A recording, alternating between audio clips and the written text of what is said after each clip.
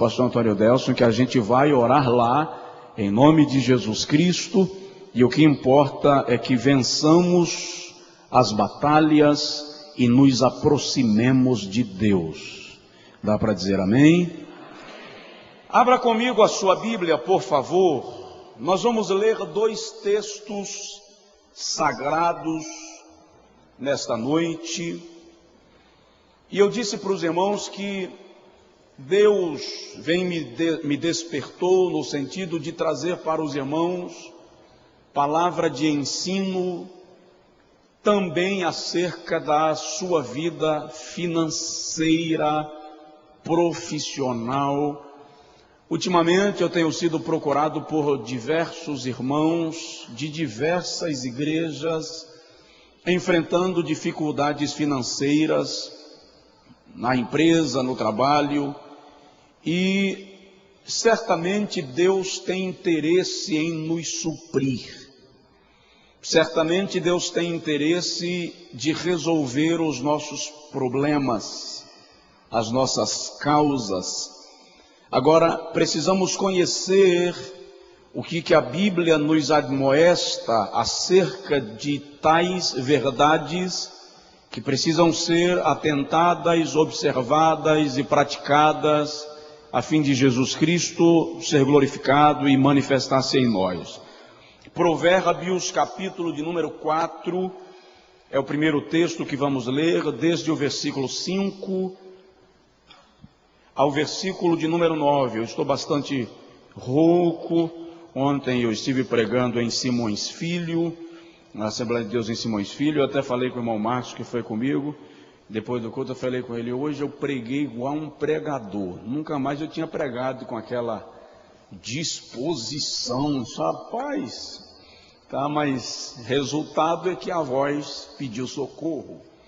Mas vamos compartilhar de maneira mais reflexiva. Eu quero que a sua vida seja influenciada pelo poder da palavra de Deus.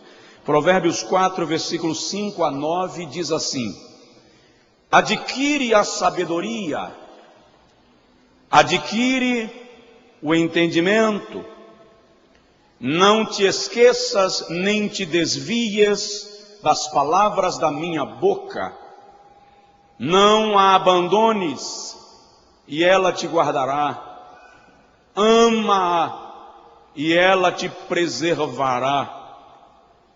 A sabedoria é a coisa principal. Adquire, pois, a sabedoria. Sim, com tudo que possuis, adquire o entendimento. Estima e ela te exaltará. Se a abraçares, ela te honrará. Ela dará à tua cabeça uma grinalda de graça, e uma coroa de glória te entregará. Dá para dizer amém? Diz aí para o seu vizinho: a sabedoria é a coisa principal. Volte para o Pentateuco, por gentileza, o livro da repetição das leis, Deuteronômio, capítulo de número 6, versículo de número 1 e 2. Deuteronômio capítulo 6, versículo 1 e 2. Nós vamos falar nesta noite sobre as 8 leis do sucesso. As 8 leis do sucesso. Sucesso não no sentido de fama como se expressa no contexto brasileiro, mas sucesso no sentido de alcançar o alvo, de ser bem-sucedido naquilo que você empreende.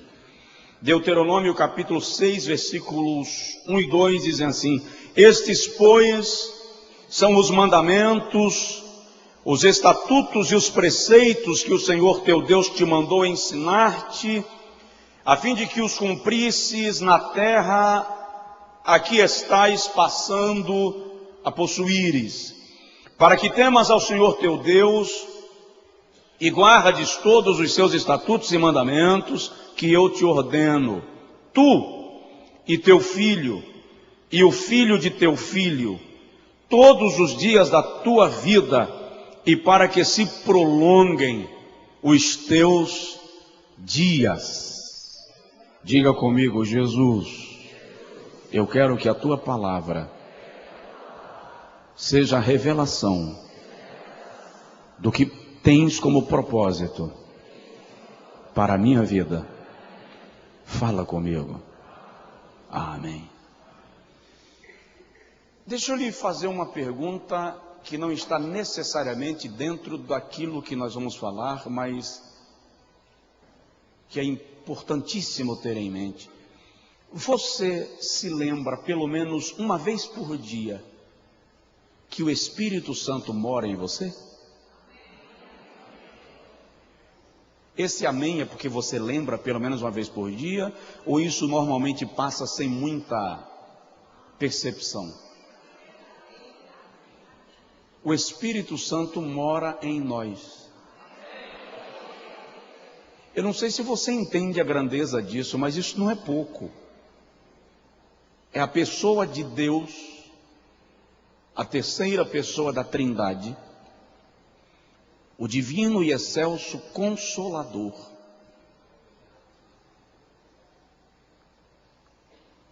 morando em você.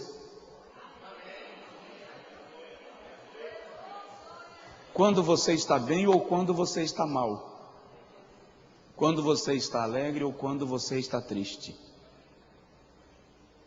Ele mora em você. Diz aí: Ele mora em mim. Não esquece disso. Queridos, o termo sucesso, no contexto evangélico brasileiro, não soa muito bem. Primeiro, porque inicialmente ele era muito usado para referir-se a pessoas que ganhavam fama no contexto mundano, artístico. Depois o termo sucesso foi introduzido no vocabulário evangélico brasileiro pelos importadores da teologia da prosperidade.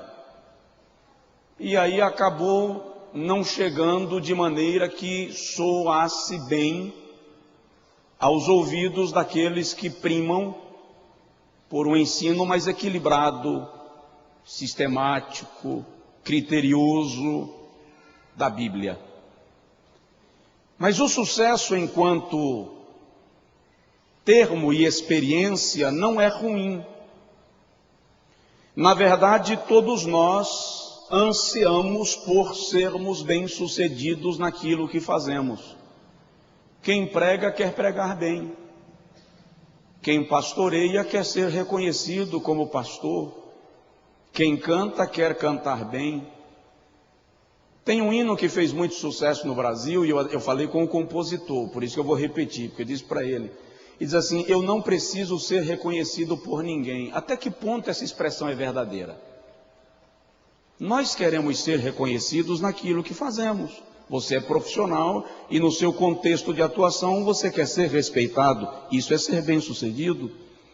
Você é estudante e enquanto estudante na universidade, no cursinho, no colégio, você quer ser reconhecido como um aluno aplicado, bem-sucedido.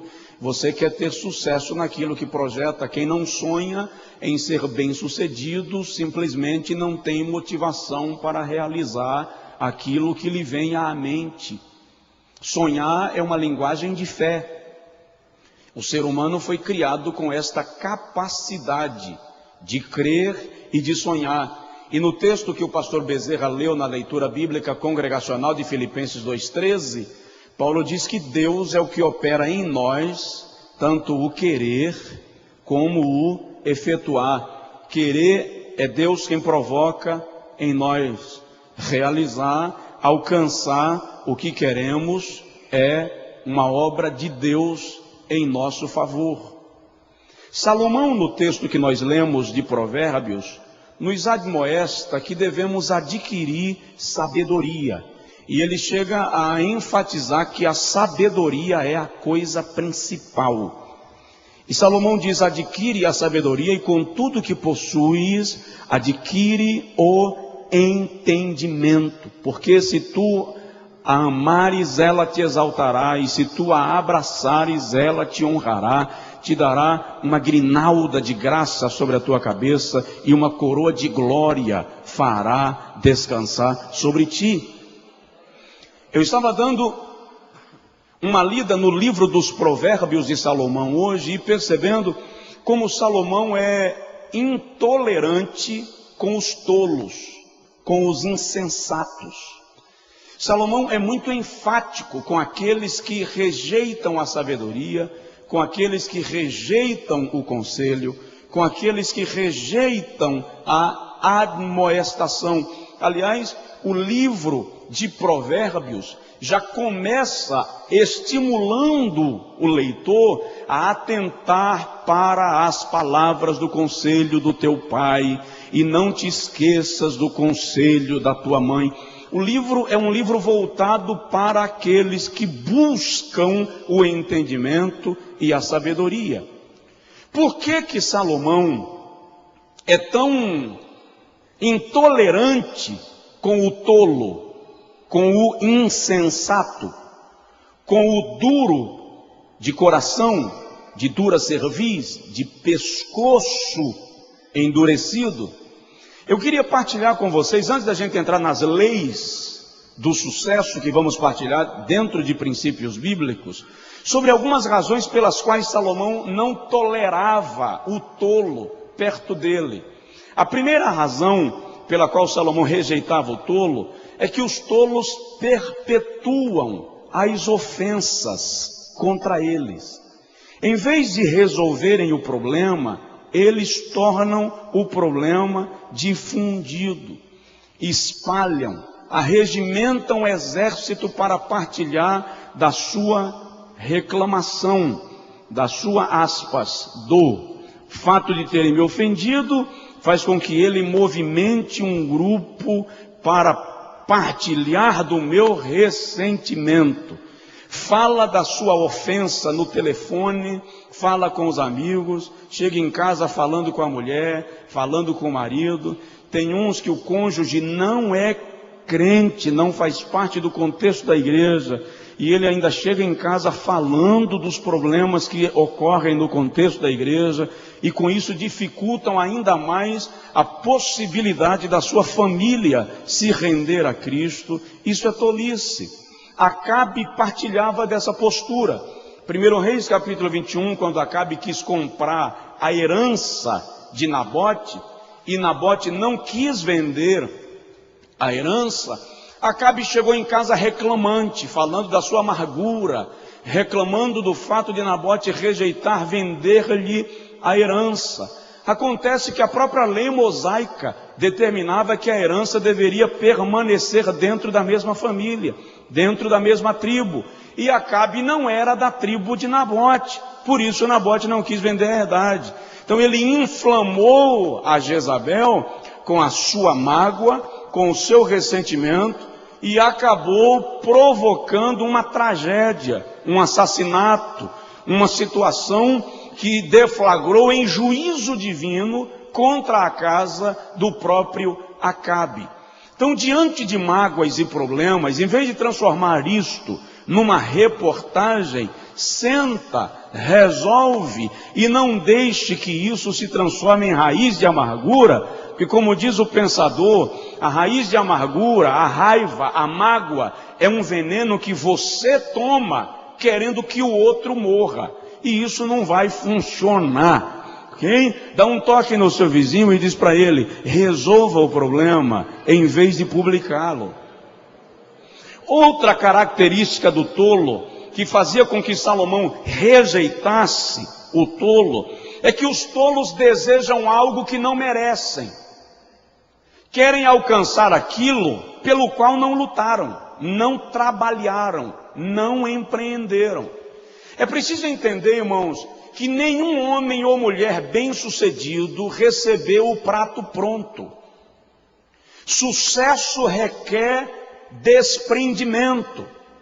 Um empresário do Brasil disse que o único lugar que dinheiro vem antes do trabalho é no dicionário. Tá? Então, Acabe com a sua tolice inflama Jezabel, e Jezabel, tão tola quanto, vai lá e mata a Nabote para tomar aquilo que não era dela, para tomar posse daquilo pelo qual ela não trabalhara. É preciso entender que o que Deus tem para você, ninguém toma. O que é seu, é seu. Você não precisa roubar de ninguém, porque quem tem a bênção não precisa do prato de lentilhas. Quem tem a bênção fica com a promessa. Quem tem a bênção, diga amém. Terceira razão pela qual Salomão, ainda não estou falando das leis do sucesso, pela qual Salomão rejeitava a companhia dos tolos, é que os tolos ignoram os conselhos dos seus mentores. Preste atenção numa coisa: Deus sempre levanta alguém mais experiente do que nós para nos ensinar. Deus sempre levanta alguém olhando do lado de fora, olhando de outro âmbito, com um foco diferenciado, com uma ótica externa, para nos ajudar a resolver situações internas. Mas o tolo ignora o conselho do sábio. Ele tem 2 ouvidos, mas só serve para ouvir a narração do jogo de futebol no rádio. Não ouve conselho. Eu lembro-me de certa feita, eu estava numa gráfica e chegou um camarada de uma determinada denominação, e ele começou a falar mal de todo mundo, de tudo quanto é igreja. De repente alguém disse assim: pastor, terminei. Aí ele olhou para mim e disse: o senhor é pastor? Eu disse: sou. De que igreja? Da Assembleia de Deus. O senhor não fala nada? Não. Por quê? Porque Deus me deu 2 ouvidos e uma boca, justamente para ouvir mais e falar menos. Podia ter dormido sem essa, mas provocou. Então o tolo rejeita o conselho do seu mentor. O tolo não ouve aquele que tem mais experiência acerca do assunto. Dá um toque de leve no vizinho, provoca. E diz para ele assim: aprenda a ouvir conselho. O meu avô paterno dizia que quem não ouve conselho, ouve coitado. Outra marca do tolo é que o tolo nunca admite os seus erros. Ele tem que atribuir a alguém o erro. E errar não é tolice. Não admitir.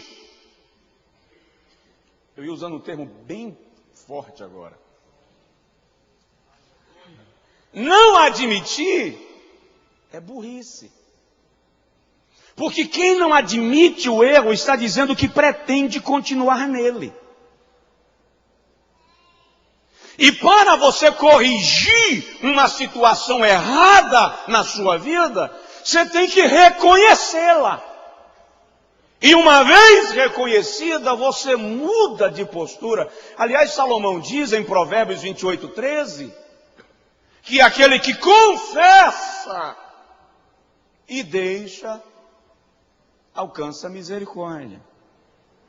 Então Salomão não tinha nervo para o insensato. Ele chega a dizer que dar ao insensato conselhos sábios é como colocar argolas, brincos de ouro em focinho de porca ou de porcos.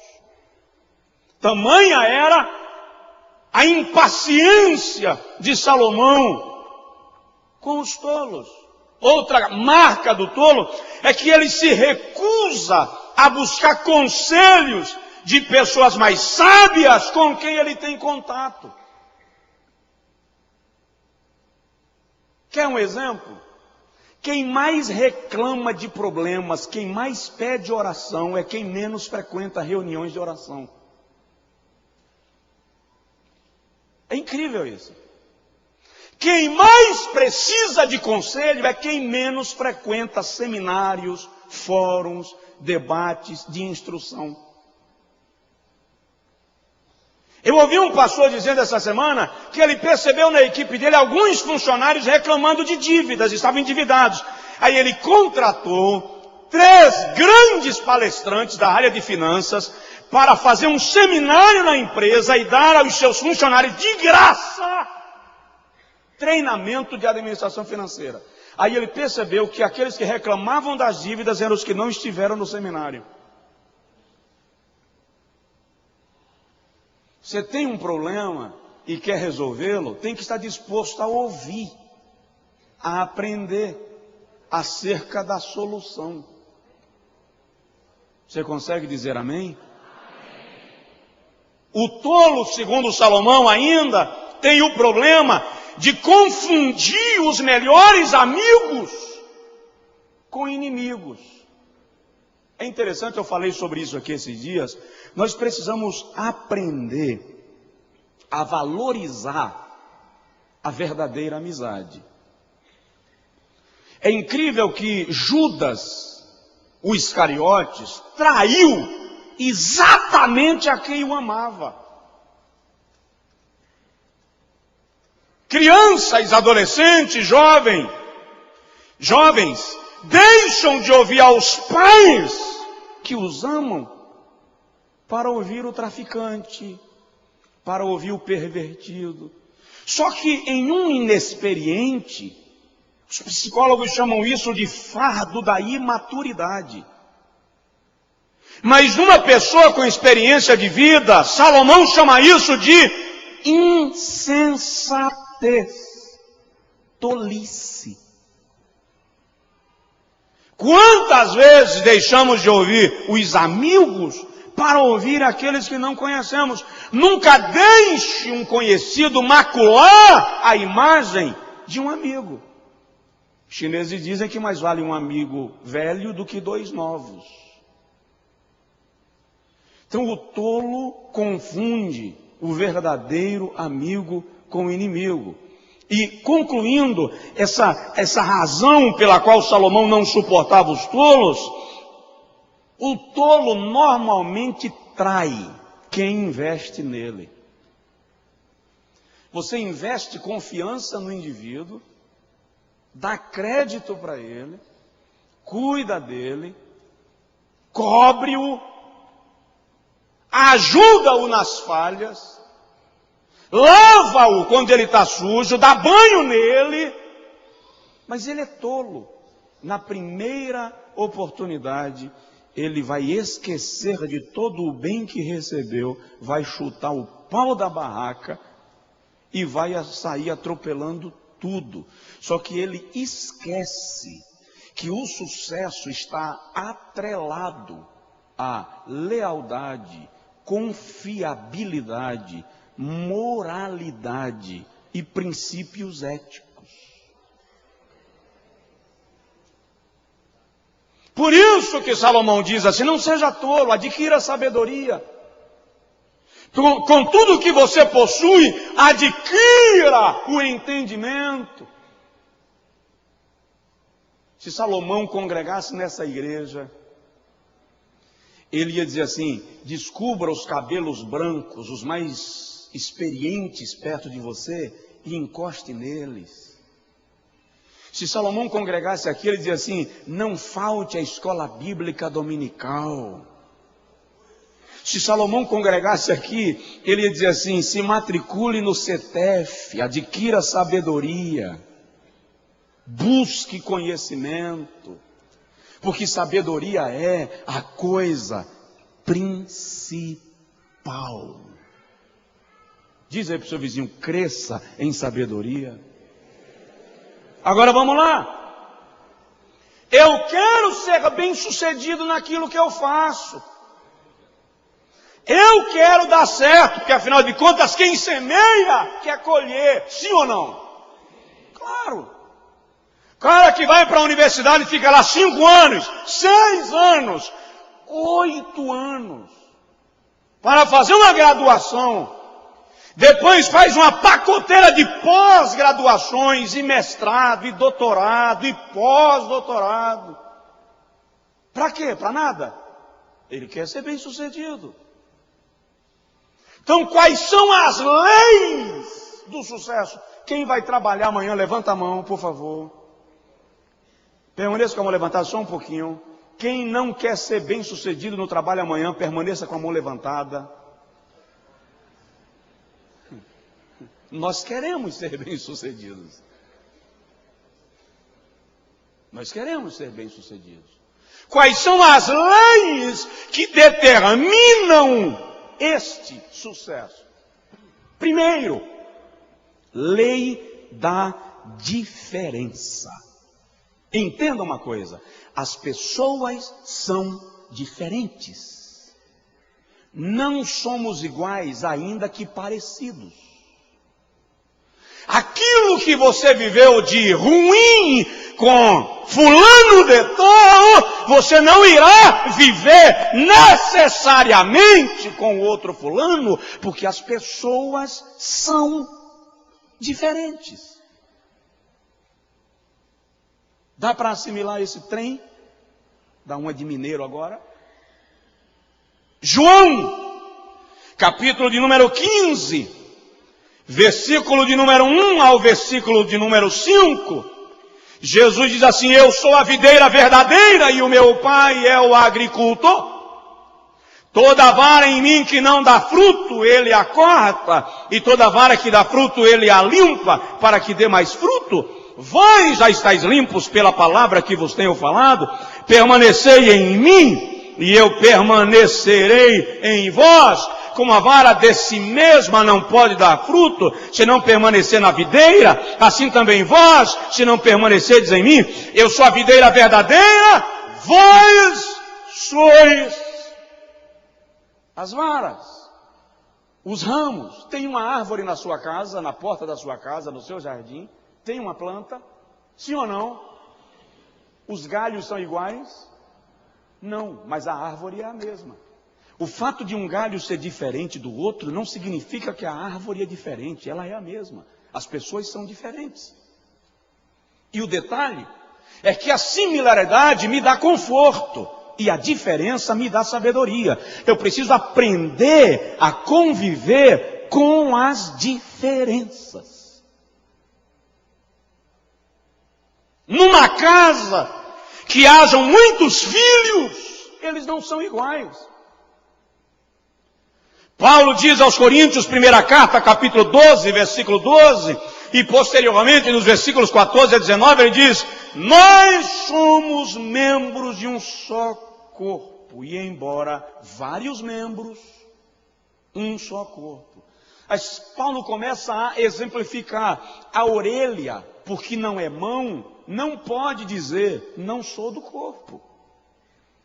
Porque você é diferente de mim, não significa que eu sou melhor do que você, ou que você é melhor do que eu. Porque Deus me usa diferente de você, não significa que você é melhor ou pior. É exatamente nas diferenças que existe a completude. Porque o que Deus não me deu, deu a você. Do contrário, não seríamos um corpo. Seríamos um negócio monstruoso. Dá uma olhadinha no seu vizinho e diz para ele: somos diferentes. E é interessante que é justamente por causa dessas diferenças que tem coisa que me incomoda, mas não incomoda você. E eu aprendi que é exatamente aquilo que me incomoda, é exatamente onde Deus quer me usar. O que me perturba é a falta de padrão moral. Ok, Deus quer lhe usar nisso, seja referência. O que me perturba são as almas morrendo sem salvação. Ok, Deus quer lhe usar nisso, seja um evangelista, seja um missionário. Me perturba pessoas passando fome. Deus quer lhe usar nisso. Seja a mão do amor, seja instrumento da bênção de Deus para a vida de alguém. Por quê? Porque essas diferenças vão nos levando a atuar em todas as áreas. E o nome de Jesus vai sendo glorificado pela realização da sua obra. É óbvio que a diferença às vezes causa dor. Porque eu não gostaria de ser assim, eu preferia ser daquela forma. Mas onde existe dor, existe futuro, porque se dói é porque você está vivo. Então agradeça a Deus até por isso. Mas a primeira lei do sucesso é aprenda a lidar com as diferenças. As pessoas não são iguais. Eu tenho um irmão, nascemos da mesma mãe e do mesmo pai. O útero foi o mesmo. Crescemos no mesmo ambiente. Comemos do mesmo prato. Recebemos a mesma educação. E somos diferentes. A personalidade é diferente. O temperamento é diferente. Os objetivos de vida são diferentes, porque pessoas são únicas. Você é criação exclusiva daquele que lhe viu no ventre materno e disse: antes que nascesse te escolhi, te santifiquei, te remi, chamei-te pelo teu nome e tu és meu. Dê glória a Deus porque você é diferente.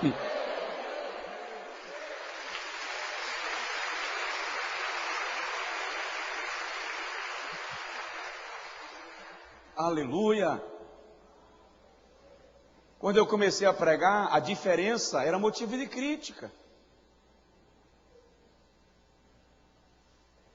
Já dei uma melhoradinha.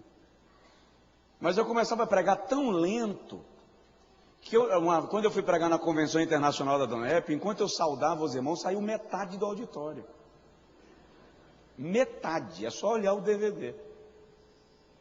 Depois algumas pessoas foram voltando e falaram: mas pastor, quando o senhor começou a falar, naquela lentidão, eu disse: aí não sai nada. Por quê? Porque é típico do pregador pentecostal mais ou menos o seguinte: honra, glória, louvor, aquele... E aí já dispara com a metralhadora pentecostal. Aí Jesus não me deu uma metralhadora, irmão. Vou fazer o quê? Tenho que trabalhar com o que tenho. E Jesus é tão bom que fala também na diferença. Então nós somos diferentes. Dá para dizer amém?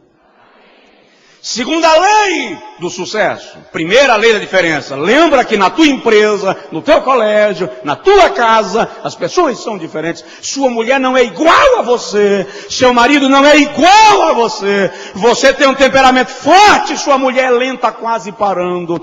Sua mulher é valente igual um siri na lata em dia de sol quente. Você é a calmaria no meio da tempestade. Somos diferentes. Somos assim.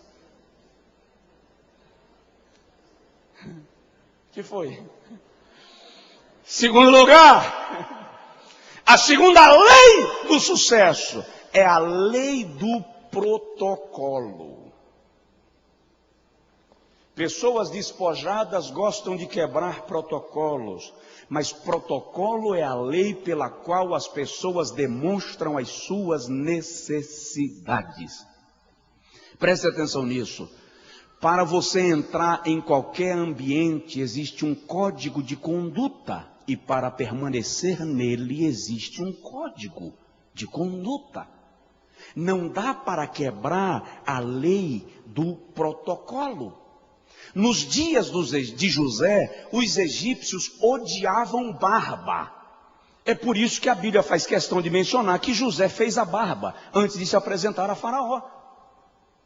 Nos dias de Esté, os persas valorizavam extremamente o perfume, o cheiro, o odor. Eles se aproximavam das pessoas valorizando o cheiro. É por isso que Esté fica 12 meses tomando banho com essências aromáticas. protocolo. Na minha casa, eu cresci com uma lei de protocolo. Não se assenta na mesa sem camisa. Nem que você esteja sozinho em casa. Não se assenta na mesa sem camisa. Eu tenho quase 40, os cabelos brancos estão denunciando o tempo e não há como conseguir me assentar na minha mesa sem camisa, nem que eu esteja sozinho. E se alguém chegar na minha casa e quebrar essa lei do protocolo, vai ser convidado a se retirar. Na minha casa não se sentava no sofá e colocava o pé no centro. Tanto que eu chego hoje na casa da minha mãe, onde eu poderia jogar as pernas para cima, e não me sinto à vontade para colocar o pé no centro. Lei do protocolo. Você não pode chegar num ambiente que não é seu e tentar quebrar as regras para impor as suas. Jesus respeitava isso. Se você for para a Bíblia Sagrada, lá em 1 Coríntios capítulo 9, versículo 19 a 23, Paulo faz uma menção disso dentro da sua característica evangelística. No versículo 19 ele diz: porque sendo livre de todos, fiz-me escravo de todos para ganhar o maior número possível. Fiz-me como judeu para ganhar os judeus. Coloquei-me para os que estão debaixo da lei, como se estivesse eu debaixo da lei. Para os que estão sem lei, como se estivesse sem lei. Fiz-me como fraco para os fracos, para ganhar os fracos. Fiz-me tudo para todos, para por todos os meios chegar a salvar alguns. Não é se tornar pecador para ganhar pecadores, porque eu vi um dia desse, alguns irmãos que estão aqui viram comigo, o camarada chegar e disse que para ganhar um maconheiro ele fumou maconha, vai tomar banho. Não é isso que Paulo está dizendo. O que Paulo está falando é de você se inserir nas leis que regem o ambiente, para por meio da sua postura conquistar alguns para Cristo. É respeitar as leis que regem o lugar onde você se encontra. É incrível como isso é fácil do ponto de vista burocrático. E a gente não pratica do ponto de vista informal, pessoal e do convívio social. Se você cometer um crime no consulado japonês em Brasília, se você cometer um crime no consulado americano no Rio, você vai ser julgado pelas leis do Japão, pelas leis dos Estados Unidos. Você está no Brasil, mas dentro do consulado você está em território estrangeiro. Isso é protocolo. Você não quebra essas leis. Por que será que na vida diária a gente não consegue respeitar o fato de que aquele camarada é chato, é cri-cri, é sem graça, mas é a lei de protocolo dele? É assim que ele vive. E vive bem. Respeite isso. Você consegue dizer amém?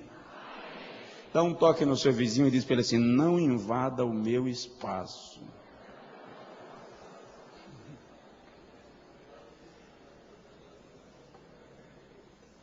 Melhor parar, né? Terceira lei do sucesso. Lei do foco. A Bíblia é um livro de focalidade. Faça o que você veio para fazer. Não se distraia. Não perca tempo. O empregado chegou para o patrão e perguntou por que todos os colegas foram promovidos e ele não. Aí o patrão abriu a agenda e disse: aqui está a relação de tarefas que eu lhe dei para você fazer e que você não cumpriu. Você merece aumento de salário? A gente que se distrai com muita facilidade. Se o irmão lê o livro de Neemias, capítulo de número 6, versículo 3, Neemias estava trabalhando para a reedificação das muralhas de Jerusalém. Aí Sanbalate, Gesem e Tobias, que já vinham infernizando a vida de Neemias há um bocado de dias, mandou um recado para Neemias algumas vezes, dizendo: desce e vem conversar conosco, porque nós queremos fazer aliança contigo. Aí Neemias diz assim: estou fazendo uma grande obra, pelo que não posso descer daqui. Dá um toque aí no seu vizinho e diz para ele: não se distraia. Paulo diz aos Filipenses, capítulo 3, versículo 12 a 14, assim: não que eu haja alcançado ou que seja perfeito, mas prossigo para alcançar aquilo para o que também fui alcançado. Pelo que, esquecendo-me das coisas que para trás ficam, prossigo para as que estão diante de mim, prosseguindo para o alvo, pelo prêmio da soberana vocação celestial de Deus em Cristo Jesus. Não perca a meta. Eu percebi que uma das estratégias do adversário para nos parar é nos distrair. Jesus estava orando no monte desde o final do dia e orou até por volta das 3 da manhã. A Bíblia diz que ele já estava na última vigília da noite. De repente Jesus vem caminhando sobre as águas. Quando Jesus vem caminhando sobre as águas, os apóstolos apavoraram e começaram a gritar: fantasma, fantasma, o sangue de Jesus tem poder. Se fosse assembleando, né, irmão? Está amarrado. Aí Jesus grita de lá: sou eu, não temais. Aí Pedro diz assim: mestre, se és tu mesmo, manda eu ir ao teu encontro. Vem. Alguém deve ter dito: Pedro, rapaz, mas Pedro foi. Contrariou a lei da gravidade e saiu caminhando sobre as águas, olhando para o foco, olhando para Jesus. Mas de repente Pedro resolveu dar uma olhadinha nas ondas. Quando Pedro olhou nas ondas, ele: eu? Andando sobre as águas? Eu não acredito. Afundou. Porque deixou de olhar para Jesus. O escritor da Epístola aos Hebreus diz: olhando para Jesus, autor e consumador da vossa fé. Dá uma olhadinha no seu vizinho e diz para ele: não deixe o inimigo lhe distrair. Não deixe o inimigo lhe distrair. Em Neemias capítulo de número 4, a partir do versículo 6, eles estavam construindo o muro de Jerusalém, e Neemias diz assim: e o muro se construiu até a sua metade. De repente os construtores chegaram e disseram: não tem como continuar, porque o povo está cansado e o entulho é muito. Enquanto eles olhavam para o muro, dava para construir. Começaram a olhar para o entulho. Perderam o ânimo. Se você ficar olhando para o entulho que está ao redor da sua construção, você para. Então, centre-se na construção que Deus lhe determinou realizar, e Ele será glorificado.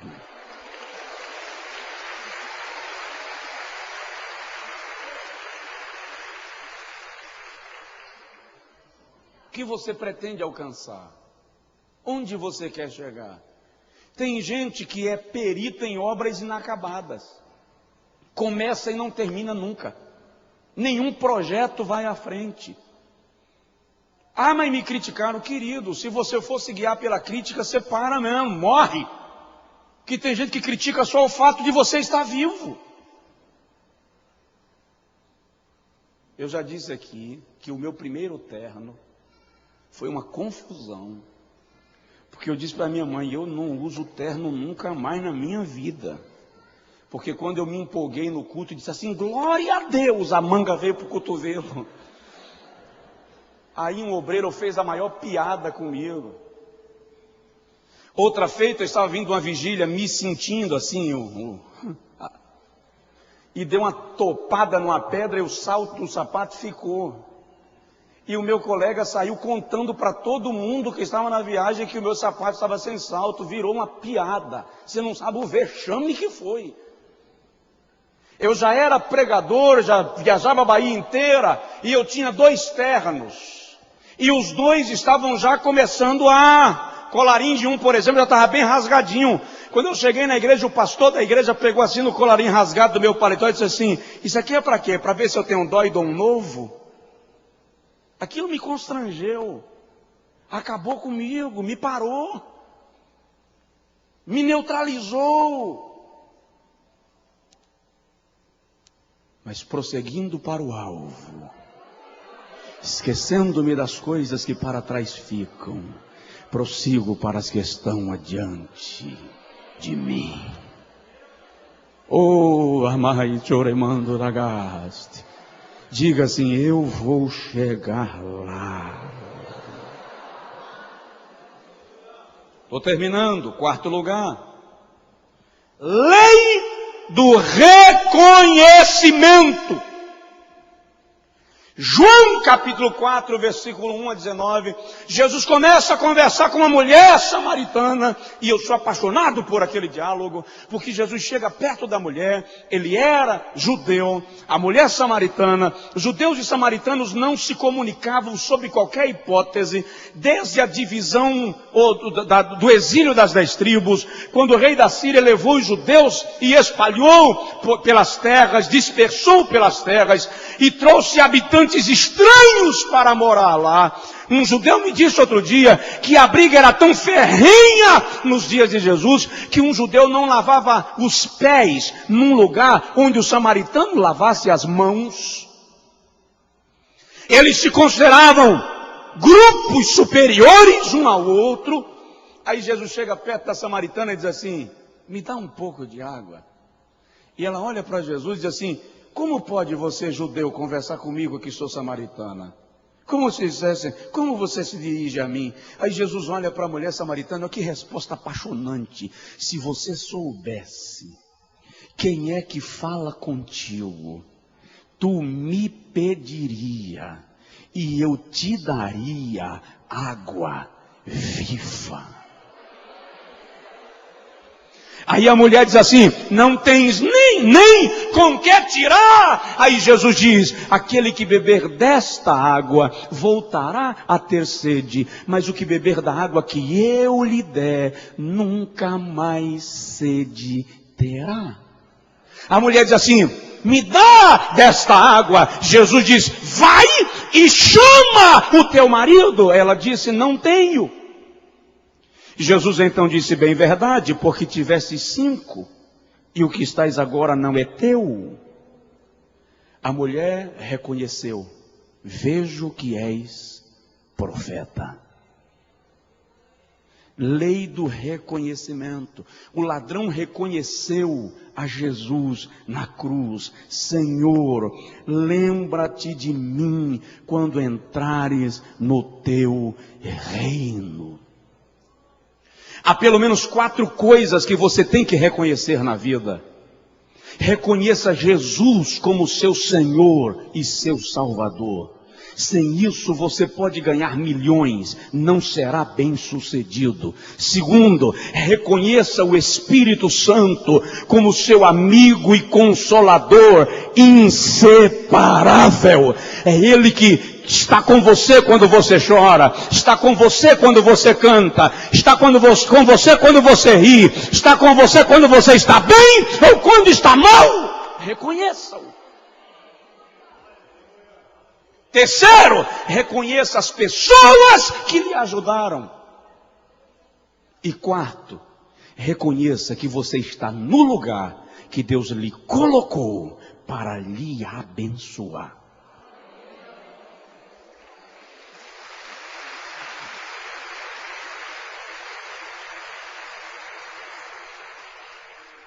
Melhor encerrarmos. Fique de pé. A gente continua depois.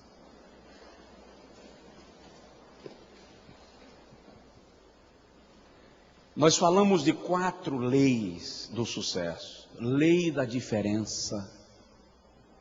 Diz assim: eu sou diferente de você. Lei do protocolo. Não quebre, não chegue em um lugar quebrando regras estabelecidas. Terceiro, lei do foco. E quarto, lei do reconhecimento. Terça-feira a gente continua.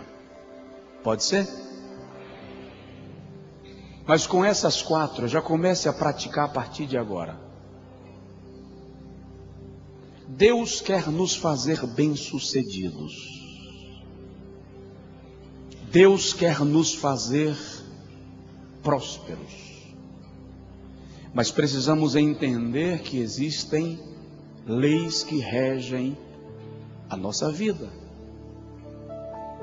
E ignorar isto não é inteligente. Eu quero orar contigo agora. E vou lhe convidar a fazer 30 segundos apenas de uma oração silenciosa. Olhando para você mesmo. E dentro daquilo que você ouviu, se perguntar: o que devo mudar nisto?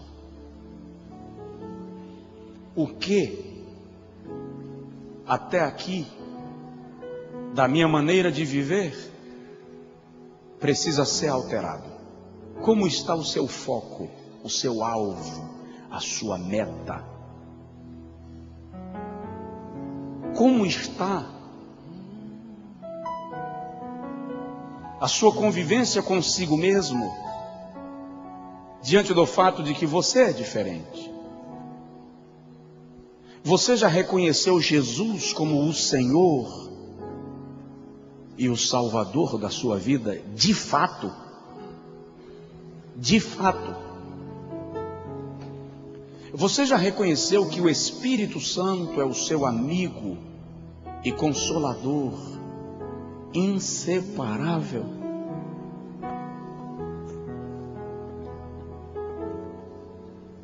Hoje à tarde eu estava conversando com Deus acerca de algumas coisas que inquietam e que preocupam. Aí o Espírito Santo me deu, a sensação foi de um tapinha na alma, e disse assim: fica na minha presença e descansa. Fica na minha presença e descansa. Você já reconheceu as pessoas que lhe ajudaram, que lhe abençoaram? Já parou para analisar que você não chegou onde está sem que alguém lhe desse a mão? Sem que alguém lhe colocasse um degrau? Sem que alguém segurasse a escada para você subir? Reconheceu essas pessoas? Dá uma ligadinha para elas. Abençoa, agradece.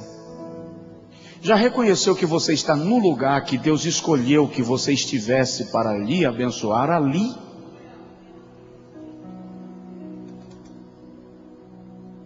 Para de reclamar do lugar onde você está e começa a dizer assim: se todas as coisas concorrem para o bem daqueles que amam a Deus, se todas as coisas concorrem para o bem daqueles que são chamados pelo decreto divino, então eu estou no lugar certo, porque eu amo a Deus, porque eu fui chamado pelo decreto divino.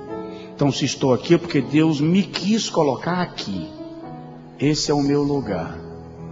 Até que Ele me dê segunda ordem, aqui é o lugar. E vou desfrutar do que Ele planejou para mim neste tempo. Reclama menos e reconhece. Pai, em nome de Jesus Cristo, nós estamos em Tua presença santa.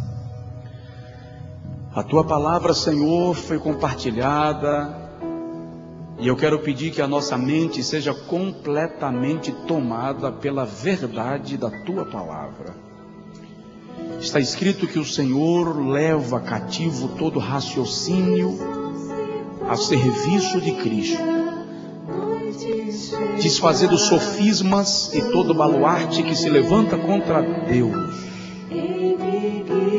levando-nos ao serviço de Cristo. Trabalha, Senhor, em nossa mente, em nosso coração, em nossa vida.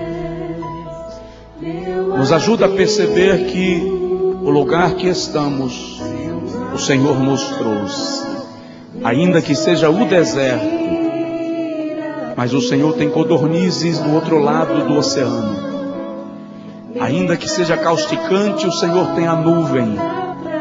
Se a noite esfriar, o Senhor tem a coluna de fogo. Se faltar água, tu tiras a água da rocha. Mas a tua presença é o melhor lugar do mundo. Ministra agora, Senhor, ao teu povo.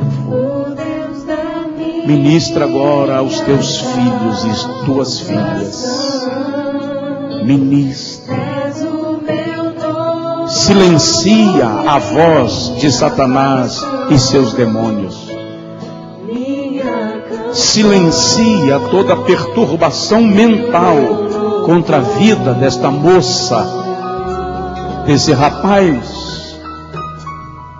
Toda voz de suicídio seja silenciada agora em nome de Jesus Cristo. Toda voz de desespero seja agora silenciada, que a esperança de Cristo se manifeste.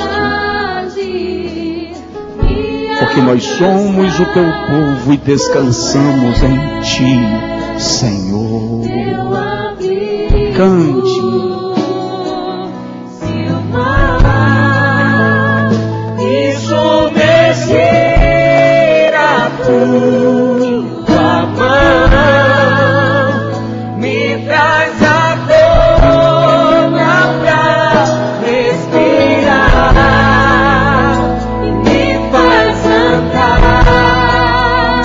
sobre as águas.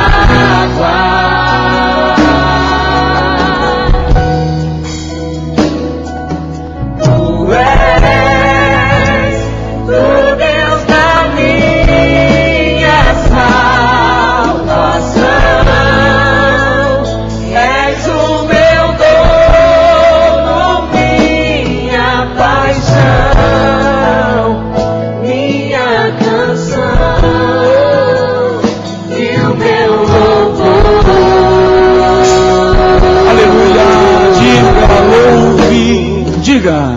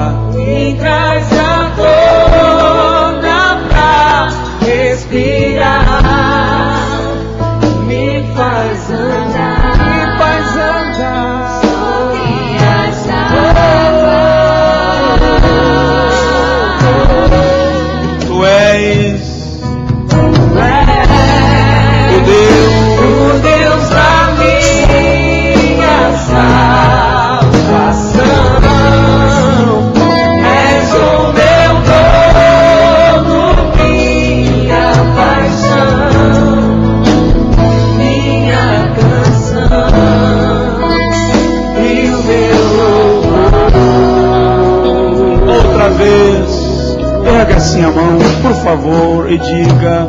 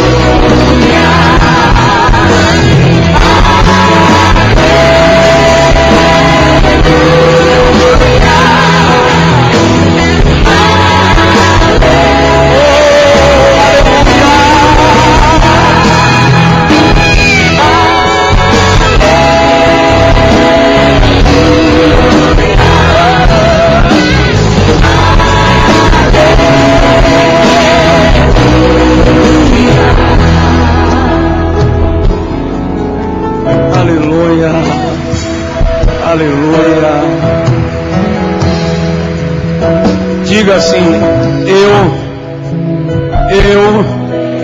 não sou amigo de tolos. Agora olhe no seu vizinho e diz para ele: quer andar comigo? Busque sabedoria.